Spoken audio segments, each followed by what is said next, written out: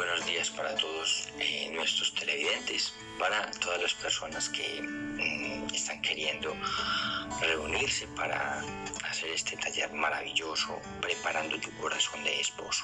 Vamos a iniciar. Mi nombre es Edwin Ramírez y pues tengo el gusto y el honor de preparar esta charla llamada La creación del hombre. Entonces vamos a iniciar con una oración en el nombre del Padre y del Hijo y del Espíritu Santo. Vamos a poner en las manos de nuestro Señor nuestra vida. Vamos a poner este taller en sus manos para que sea el mismísimo Dios regalándonos su Espíritu Santo para que podamos entender, para que nos dé la gracia a nosotros los hombres de entender el significado de la creación del ser humano, entender el significado de la creación hombre-mujer, de entender este significado que nos lleva a entender lo que es la pareja, lo que es el matrimonio y lo que es la familia. Por eso el nombre de Preparando tu corazón de esposo y por eso el nombre de la creación del hombre. Vamos a regalar nuestro Espíritu Santo, Señor, para que todo lo que digamos acá sea inspirado por ti, que solamente digamos las cosas que tú quieras y que seas tú hablando por nosotros y hablando a través de nosotros. Nos encomendamos a nuestros ángeles de la guarda, a nuestros ángeles de la consagración, a San Miguel, a San Gabriel, a San Rafael, al Papa San Juan Pablo II y a todos los santos que son más de nuestra devoción. Gloria al Padre y al Hijo y al Espíritu Santo, como era en el principio, ahora y siempre y por los siglos de los siglos. Amén. Bien, chicos, estamos hablando entonces que esta charla tiene un nombre que se llama La creación del hombre. Entonces, la creación del hombre es el hecho más impresionante que ha sucedido en todo lo que ha podido suceder en el universo. Ni siquiera la creación del mismísimo universo tendría algún valor o el valor tan grande si no hubiera sido por la creación del ser humano. Entonces nosotros, cuando vamos a hablar de esto, vamos a hablar del culmen y la joya de la creación, de todo lo que ha sido hecho por Dios, incluidos los santos ángeles, y vamos a hablar entonces precisamente del hombre. Ojo que cuando yo hablo o me refiero a hombre, pues me estoy refiriendo al ser humano. El ser humano es uno en esencia, pero dos realidades diferentes, o sea, hombre y mujer. Entonces vamos a comenzar obviamente con la Biblia y también con el catecismo. La Biblia, en el primer libro del Antiguo Testamento y de la Biblia, que es el Génesis capítulo 1, versículo 27, y el Catecismo de la Iglesia Católica, el numeral 355. Dice el Catecismo de la Iglesia Católica, y ahí está incluido el Génesis, ¿no? Dice: Dios creó al hombre a su imagen, a imagen de Dios los creó, hombre y mujer los creó. Génesis 1, 27. Entonces ahí está Catecismo y Biblia. Entonces el hombre ocupa un lugar único en la creación porque está hecho a imagen de Dios. O sea, en su propia naturaleza une el mundo espiritual y el mundo material y es creado hombre y mujer. Y Dios digamos que lo estableció en amistad con él. Si nosotros vemos a Adán y Eva, hablaban y veían a Dios. Entonces los teólogos dicen que en este pasaje bíblico vemos nosotros un diálogo entre las tres divinas personas, o sea, entre el Padre, el Hijo y el Espíritu Santo, o sea, la Santísima Trinidad. Entonces podríamos imaginarnos una reunión de la Santísima Trinidad hablando sobre la creación del ser humano, y por eso aparece en plural, no en singular, voy a hacer al hombre a mi imagen y semejanza, sino hagamos al hombre a nuestra imagen y semejanza, a semejanza del Padre, a semejanza del Hijo y a semejanza del Espíritu Santo. Y esto es muy importante porque en las compañías grandes, cuando se juntan los duros para tomar decisiones importantes, entonces precisamente en la formación del ser humano, de hombre y mujer, vemos esta reunión importantísima de los tres duros, el Padre, el Hijo y el Espíritu Santo, la Santísima Trinidad, en una junta directiva decidiendo sobre el mundo y decidiendo muy concretamente sobre la creación del hombre. Y que tiene una cosa muy bonita que dice que nos crearon a su imagen y semejanza. Entonces, Dios es una comunidad de amor porque son tres que se aman, son tres que reciben del amor continuamente y se dan el amor continuamente, y por eso Dios es familia. Y ojo que esto es muy importante, porque una de las semejanzas que nosotros tenemos precisamente con la Santísima Trinidad, o sea, ¿qué realidad vive la Santísima Trinidad? La realidad que vive la Santísima Trinidad es el amor.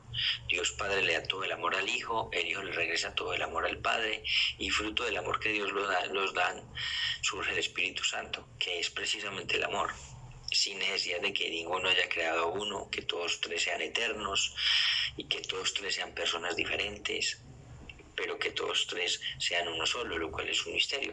Entonces digamos que el ser humano, a semejanza de Dios, está llamado a eso, a ser comunidad de amor, a ser el hombre amando a la mujer regresándole todo el amor al hombre, y fruto del amor del hombre y la mujer surgen los hijos. Entonces jamás seremos más parecidos a la Santísima Trinidad que cuando el hombre forma familia, que cuando el hombre se casa.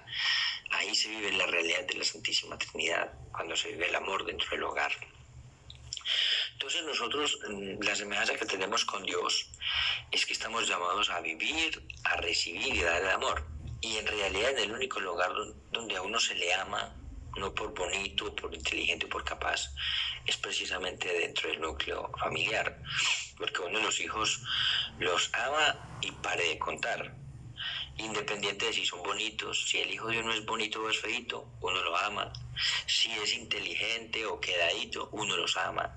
Si son altos o bajitos, uno los ama. O sea, a uno en la familia simplemente lo quieren tal y como uno es.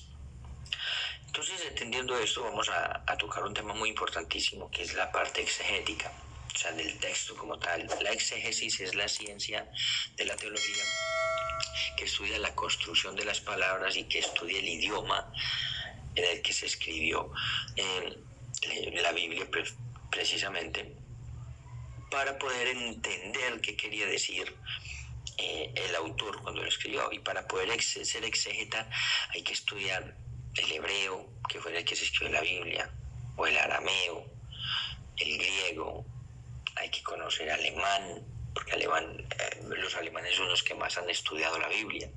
Entonces hay que conocer una cantidad de idiomas para poder entender el texto, lo que quiere decir. Entonces, hay muchas tradiciones de la Biblia que al mismo tiempo son traducciones que tienen algunas interpretaciones que no son, digamos, las adecuadas. No es que estén mal, pero hay traducciones que son mucho más fidedignas al texto en el que fue escrito el texto bíblico, que es en hebreo o arameo o de la traducción griega.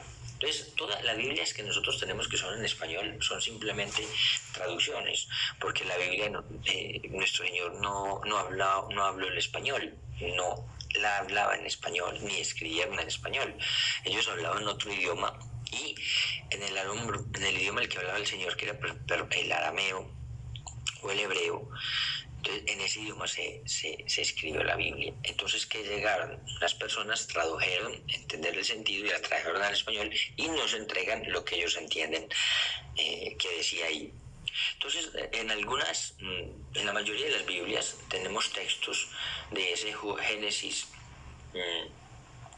donde crea el hombre. Entonces vamos a ver las traducciones en el español que nosotros tenemos. Por ejemplo, tenemos una Biblia, la Biblia de Jerusalén, donde dice en Génesis 2:18, dice: dijo luego Yahvé Dios, no es bueno que el hombre esté solo, voy a hacerle una ayuda adecuada. Esa es una traducción que tenemos al español.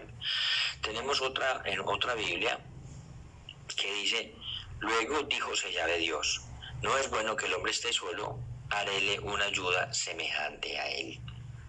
Y tenemos otra Biblia, otra traducción que interpreta ese texto como: no es bueno que el hombre esté solo, le haré una ayuda semejante a él.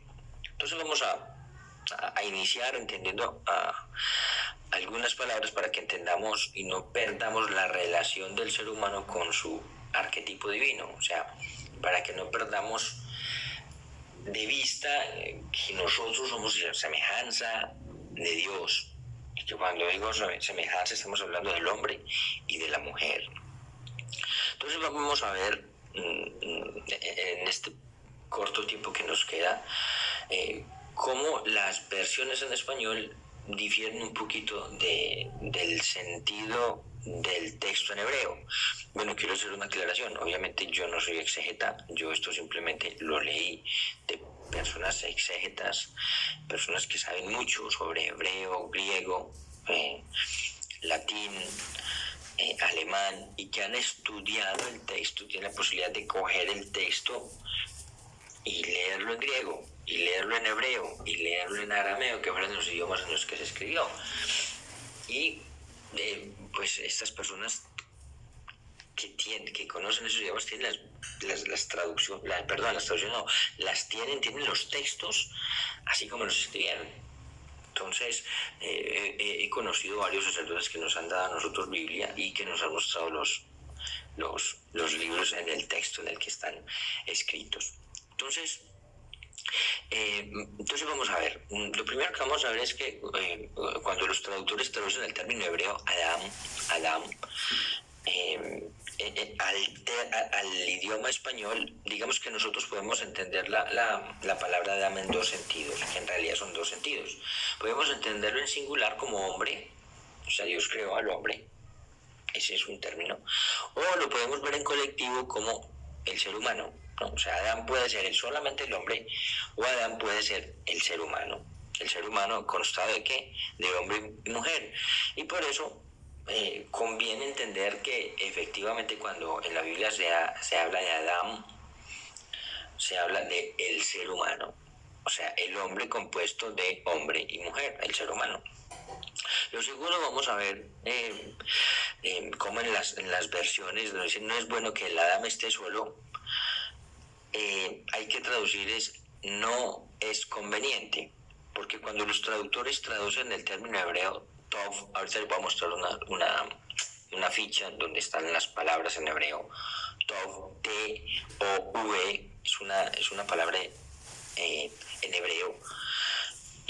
Digamos que las personas, algunos traductores ponen no es bueno que el hombre esté solo, y resulta que Tov tiene múltiples significados y han escogido simplemente uno de esos múltiples significados, que es bueno. Pero Tov en realidad no solamente es bueno, sino que también traduce conveniente.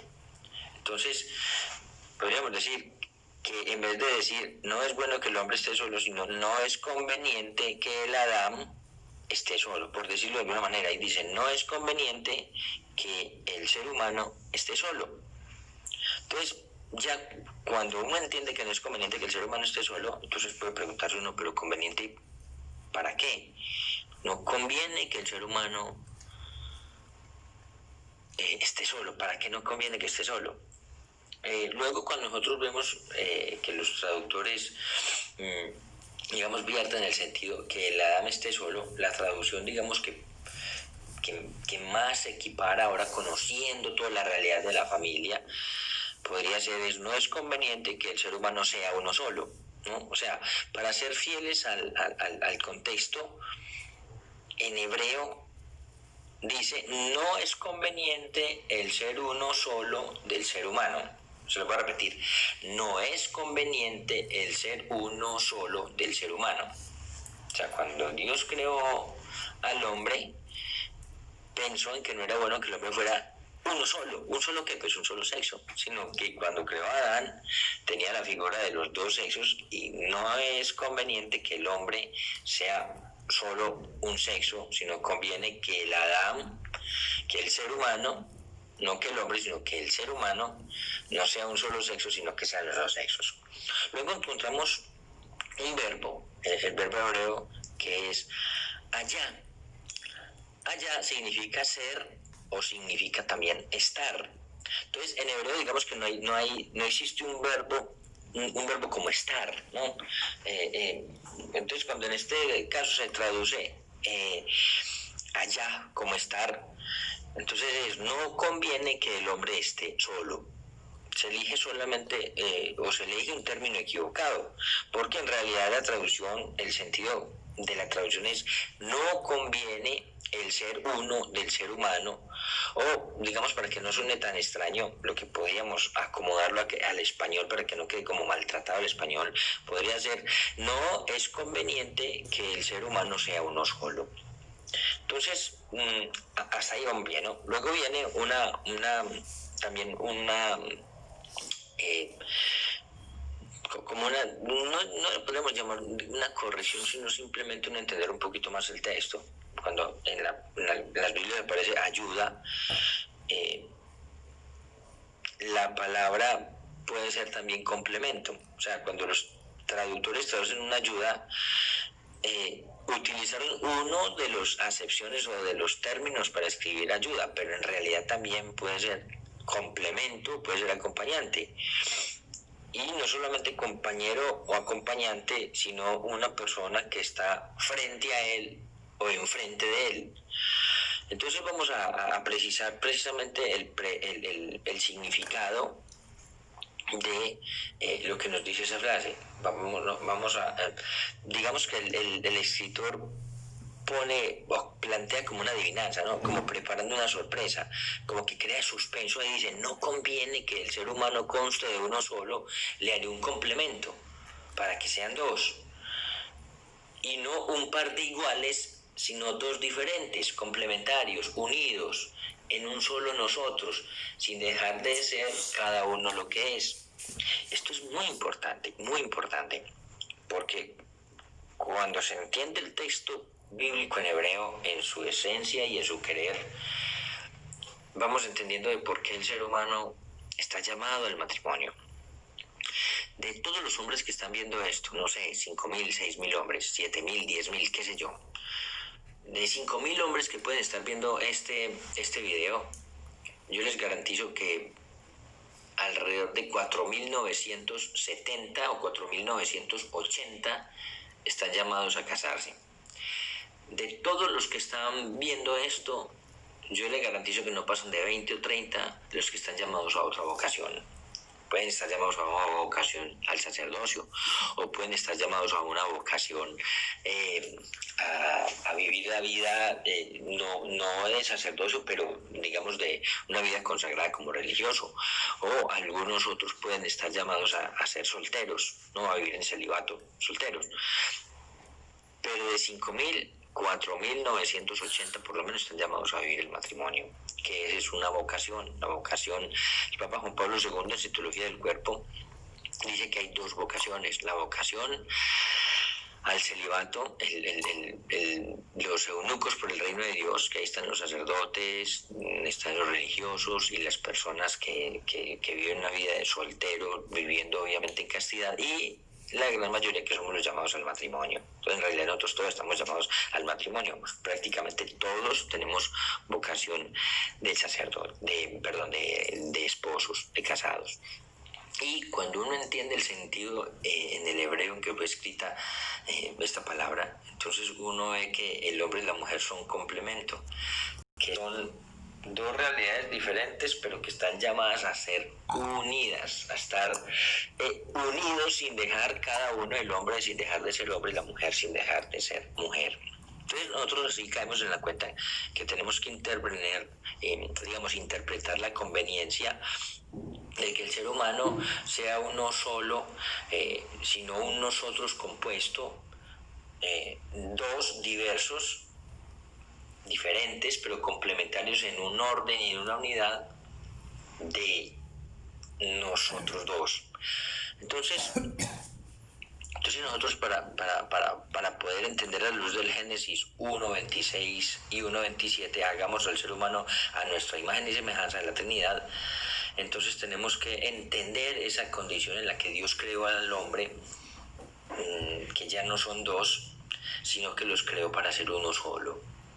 Son dos realidades diferentes, pero creadas para ser uno solo. Bien, continuando con la exégesis de la palabra, encontramos una palabra, ahorita se les voy a mostrar, que aparece en hebreo, es Seser Kenegdo. Perdón, Seser Kenegdo. Y Seser Kenegdo quiere decir ayuda adecuada en hebreo. Y universalmente es la palabra que ha sido como aceptada. Seser Kenegdo, ayuda adecuada, ¿no? Entonces, ¿qué es Seser? Seser es un sustantivo y como toda palabra hebrea puede tener muchísimas acepciones. Seser puede significar ayuda, auxilio, asistencia, socorro, complemento, refuerzo, compañía. Y inclusive Seser podría designar hasta un préstamo de dinero si en el contexto así lo indicara. Eso es muy importante que lo entendamos cuando nosotros veíamos con el padre Clotario, que es un exégeta en Barranquilla, cuando nos hablaba del hebreo, nos decía que el hebreo no es una palabra tan rica como el español, que tiene muchísimas palabras, que el hebreo era más bien un poco vocabulario y que era muy profundo porque una sola palabra podría tener hasta 25 significados diferentes. Y lo mismo cuando ahorita estamos haciendo un curso con el padre Ronald, y el padre Ronald también nos dice eso. El padre Ronald le he visto el texto en hebreo y en griego, yo se los he visto y es una maravilla, ¿no? Él nos habla, él también sabe hebreo y griego y a veces nos comienza a hablar y nos lee la palabra de Dios en hebreo y en griego, es maravilloso. Entonces es importante que entendamos esto, como puede cambiar el sentido, depende de dónde esté la palabra, si la palabra está al inicio, al final, en qué contexto se está hablando. Podría ser ayuda, o podría ser socorro, o podría ser complemento, o inclusive podría significar préstamo de dinero. Por ejemplo, en el Salmo 120, en el versículo 2, aparece mi Seser, mi auxilio me viene del Señor que hizo el cielo y la tierra. Ahí no es mi complemento, sino mi auxilio o mi socorro me viene del Señor que hizo el cielo y la tierra. Luego viene la palabra Kenegdo. Kenegdo es un aglomerado de 3 elementos, son 3 palabras: que, más, negue, más, o. Entonces, que es un adverbio comparativo porque significa como o semejante a.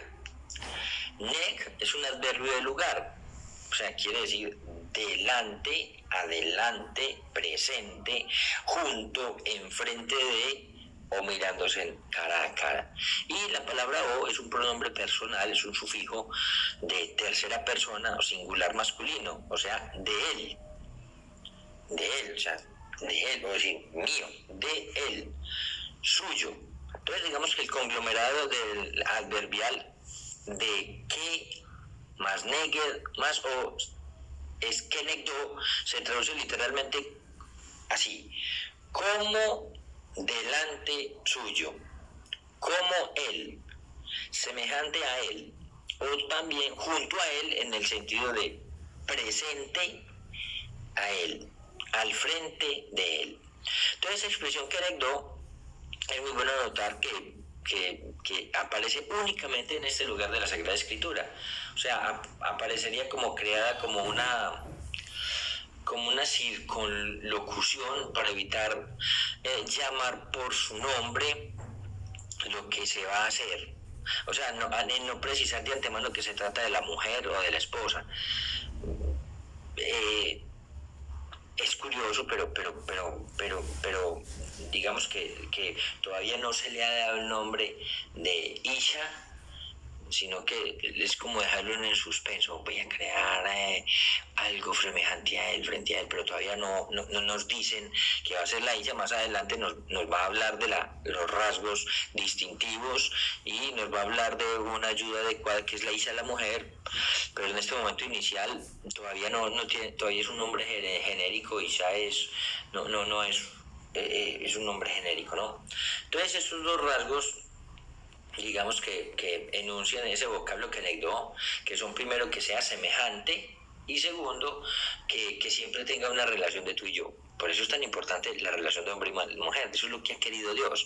Entonces nosotros en las traducciones del Génesis 2:18, en otras lenguas antiguas, señalamos primero las versiones para poder entender, por ejemplo, la de la Vulgata y la de la Septuaginta, que son dos versiones, para luego ahondar un poquito más en el tema. La traducción Septuaginta traduce como en griego boeton katauton, que es el auxilio, un auxilio ante él. Y la Vulgata latina traduce como adjumentum simile sibi, o sea, una ayuda semejante a él. Entonces, kenegdo es un auxilio, ayuda delante de él y semejante a él. Para entenderlo más en español es hagámosle un tú. Te voy a hacer un tú, alguien semejante a ti. Y esto es muy importante. Entonces ya la consideración ya de la frase se puede traducir como cuando dice de Yahvé o Elohim, no conviene el ser uno del ser humano. Vamos a hacerle para él un complemento semejante a él, presente a él. Le haremos un tú. Que esto es muy importante. Entonces, ¿cuál sería el sentido de lo que quiso decir Dios? No conviene el ser humano uno solo. Harémosle para él un complemento semejante a él, presente a él. Vamos a hacerle un tú. Esto es impresionante, porque si nosotros lo entendemos de esa manera, vemos que el hombre y la mujer fueron hechos complementos. Fueron hechos diferentes, pero complementos. O sea, la mujer ha sido creada para el hombre y el hombre ha sido creado para la mujer.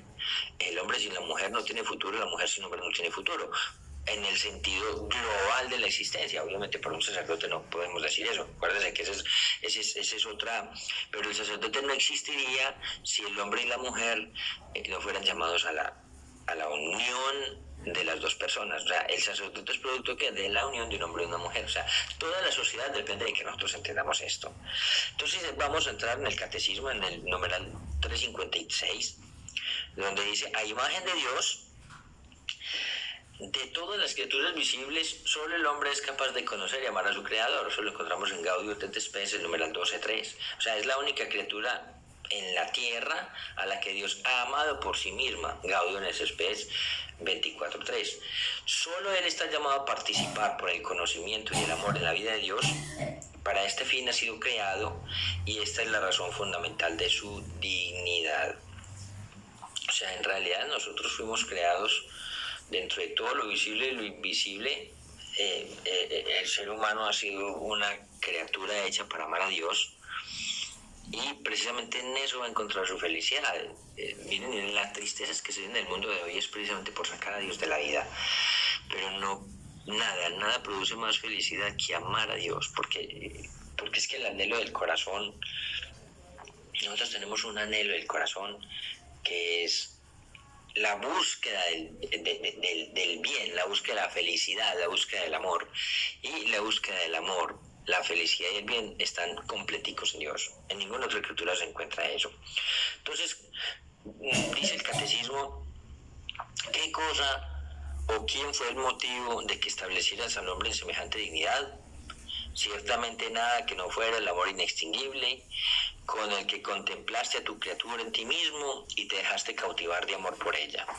Por amor lo creaste, por amor le diste un ser capaz de gustar tu bien eterno, lo decía Santa Catalina de Siena en el segundo diálogo de la Divina Providencia, el punto 13, hablando del hombre. En el Catecismo de la Iglesia Católica, el numeral 358, dice: Dios creó todo para el hombre, pero el hombre fue creado para servir y amar a Dios y para ofrecerle toda la creación. ¿Qué quiere decir eso? Que les decía con lo que iniciamos esta charla, que el ser humano no tiene, el universo no tendría ningún sentido si el ser humano no existiera. El ser humano es el culmen y la joya de la creación. Ustedes tienen que sentirse eso, culmen y joya de la creación, pero no para ensoberbecerse, sino al contrario, para agachar la cabeza y decir: Señor, aquí estamos. El Señor nos entregó esta tierra, el Señor nos entregó este mundo para que pudiéramos hacer uso de él, pero no para que abusáramos de él, ni para que nos convirtiéramos como en propietarios de él y hacer lo que nos dé la gana, sino para cuidarlo. Y nosotros, como somos las criaturas inteligentes, materiales, que existimos. El ángel fue hecho de una manera diferente a nosotros. El ángel es espiritual, nosotros somos espirituales y materiales, tenemos cuerpo. Nosotros somos los que tenemos que recoger, digamos, todas las alabanzas de la creación y presentárselas a Dios, y ahí encontraremos la verdadera felicidad. Por eso, en el mismo catecismo dice, ¿cuál es pues el ser que va a venir a la existencia rodeado de semejante consideración? Es el hombre, grande y admirable figura viviente, más precioso a los ojos de Dios que la creación entera. El hombre, para él existen el cielo y la tierra y el mar y la totalidad de la creación. Y Dios ha dado tanta importancia a su salvación que no ha perdonado a su Hijo único por él, porque Dios no ha cesado de hacer todo lo posible para que el hombre subiera hasta él y se sentara a su derecha. Decía San Juan Crisóstomo en los sermones In Genesim, hablando del ser humano. Entonces, ya en el Catecismo de la Iglesia Católica, en el numeral 360, dice: debido a la comunidad de origen, el género humano forma una unidad, porque Dios creó de un solo principio todo el linaje humano. Entonces, ahí entendemos, todo el linaje humano fue creado de una vez dentro de la que es la teología de la teoría de la evolución. Muchos se preguntan que si la teoría de la evolución, ¿por qué los micos no siguieron evolucionando? Precisamente por lo que dice aquí el catecismo, porque Dios en un solo principio, de un solo principio creó todo el ser humano. O sea, él solamente le dio el soplo divino a un hombre y a una mujer, y a partir de ahí, que le dio el alma, creó todo. Nosotros venimos de una sola pareja humana, todos los seres humanos venimos de una sola pareja humana, que se conocen como Adán y Eva. Entonces dice, maravillosa visión que nos hace contemplar el género humano en la unidad de su origen en Dios, en la unidad de su naturaleza, compuesta de igual modo en todos de un cuerpo material y de un alma espiritual, en la unidad de su fin inmediato y de su misión en el mundo, en la unidad de su morada, la tierra, cuyos bienes todos los hombres por hecho natural pueden usar para sostener y desarrollar la vida, en la unidad de su fin sobrenatural, Dios mismo, a quien todos deben tender, en la unidad de los medios para alcanzar este fin, en la unidad de su redención realizada para todos por Cristo. Eso es muy importante lo que dice el catecismo en el numeral 360, donde dice que somos una unidad de cuerpo material y de un alma espiritual. Esto es importantísimo, porque esto nos da a entender un poquito más la sexualidad. El ser humano está llamado, la sexualidad es bonita, la sexualidad es querida por Dios, y la sexualidad es absolutamente maravillosa, pero tiene que seguir ciertas reglas y ciertos complementos. El hombre, por haber sido creado con cuerpo, el hombre, cuando Dios creó a Adán no al hombre, sino al ser humano, cuando Dios hizo al hombre masculino, pero ya en su corazón de Dios, lo que les decía ahora, no es bueno el ser humano ser uno solo. Entonces, en la figura de ese primer masculino estaba la esencia de la mujer. Dios en su pensamiento, ya al crear el ser humano, ya había contemplado que fueran dos sexos. Entonces, cuando Dios creó a Adán y Eva, los crea con un cuerpo inmortal. Adán y Eva eran inmortales, no estaban llamados a sufrir la corrupción y la muerte. Y el pecado original nos trajo la corrupción y la muerte. Entonces, no era natural que el hombre fuera creado para la muerte, era un cuerpo glorioso. Por eso nosotros, la muerte nos produce miedo, y los fantasmas nos producen miedo, porque la muerte no es natural en nosotros. O sea, se volvió natural después del pecado original, pero antes del pecado original la muerte no era natural. O sea, el ser humano no había sido hecho para que muriera, había sido hecho diferente a los ángeles. Los animales son solamente materia, tienen alma animal, pero no un alma inteligente como la de nosotros. Los ángeles son puros espíritus, no tienen cuerpo, y nosotros estamos en la mitad. Nosotros tenemos componentes de los dos, tenemos componente material como los animales, pero más que los animales, porque tenemos alma, pero tenemos componente de los ángeles porque tenemos alma, pero también tenemos cuerpo. Entonces nosotros, el cuerpo y el alma es una unión indivisible. Es tan indivisible que cuando se separan cuerpo y alma no se muere. ¿Qué es la muerte? La separación precisamente del cuerpo y el alma. Y a nosotros nos produce mucho miedo la muerte, porque no es natural la muerte del hombre. O sea, obviamente después del pecado original para todos nosotros es natural, pero en la esencia de Adán y Eva, la muerte no existía. Entonces, esto es importante que lo tengamos en cuenta, muy importante que lo tengamos en cuenta, porque el hombre no son dos realidades de algo material con algo espiritual pegado, sino que son dos realidades así. Nos produce miedo de la muerte porque la muerte es antinatural, porque nosotros no fuimos creados para la muerte.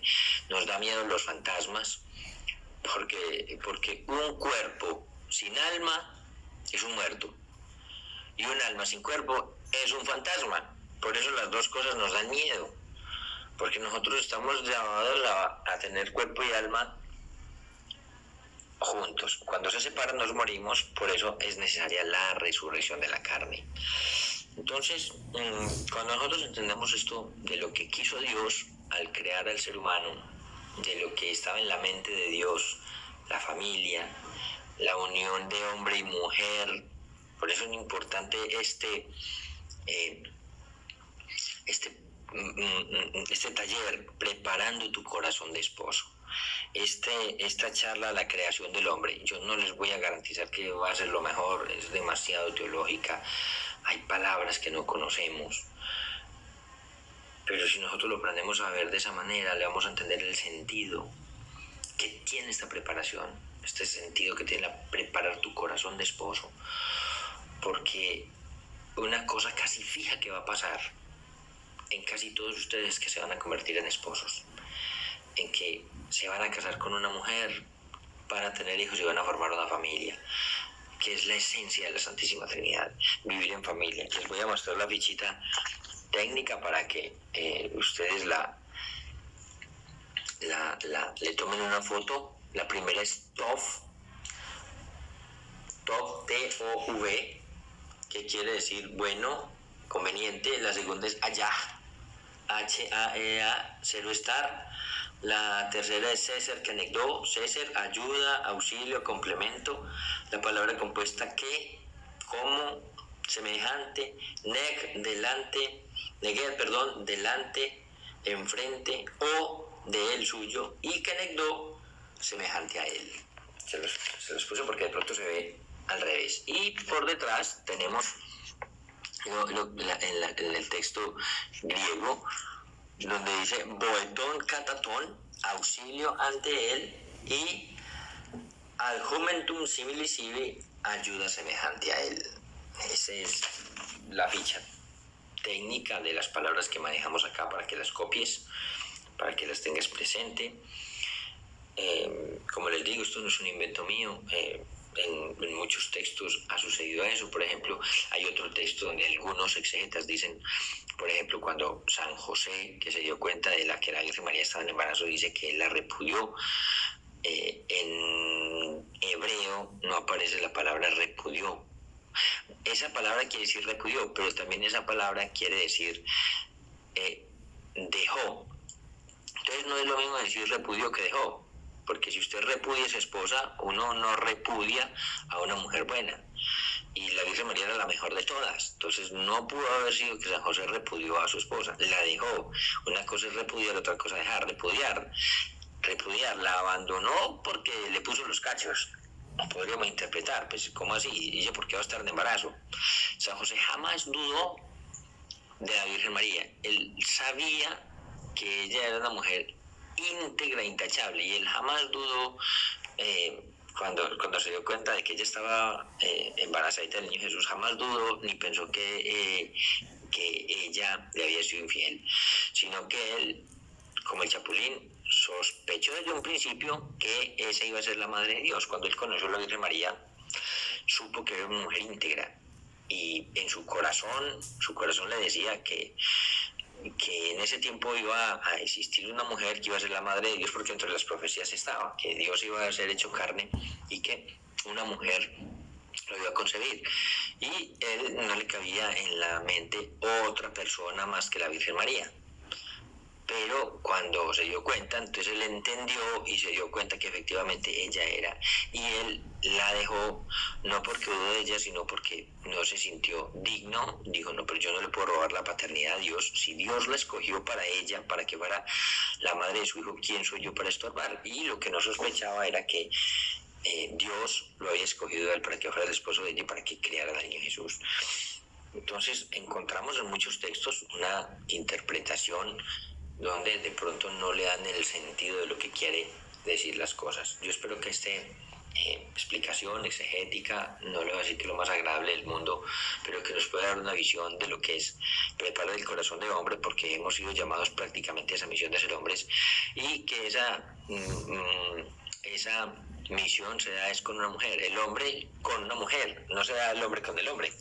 Por eso, cuando él habla de le haré una ayuda adecuada, diferente a él, semejante a él, no le hizo otro hombre, tenía que ser otra realidad diferente, que es la mujer. Entonces, por eso matrimonio entre dos hombres no existe, ni entre dos mujeres. Tiene que ser entre el hombre y mujer, llamados a ese Adán, sea el ser humano creado, macho y hembra, sexo masculino, sexo femenino, y termine de contar. Vamos a darle gracias a Dios por el rato que hemos podido compartir. Vamos a pedirle al Señor que nos dé la gracia de participar siempre de este taller, que nos ilumine el Espíritu Santo para poder entender estos temas y que nos abra y ensanche nuestro corazón para ver la grandeza del amor humano, para ver la grandeza de la relación entre hombre y mujer, la grandeza del matrimonio sacramental y la grandeza de ser familia, la grandeza de la relación hombre-mujer. Bendícenos, Señor, en este resto de día, y gloria al Padre, y al Hijo, y al Espíritu Santo, como era en el principio, ahora y siempre, y por los siglos de los siglos. Amén. Chicos, quería pedirles un último favor, invitarles a que le den like al videito, y para que se suscriban al canal y le den a la campanita. Listo. Like al video para que llegue a más personas, para que entendamos muchos de los problemas que nosotros tenemos como pareja hoy. Es el desconocer lo que ha querido Dios con el hombre y la mujer. Cuando uno entiende esto, entiende muchas más cosas, se abre el panorama de una manera maravillosa. Entonces, suscribirse al canal, darle campanita y darle me gusta al video. Que el Señor, la Virgen María, San José me lo sigan diciendo, y los quiero mucho. Madre mía.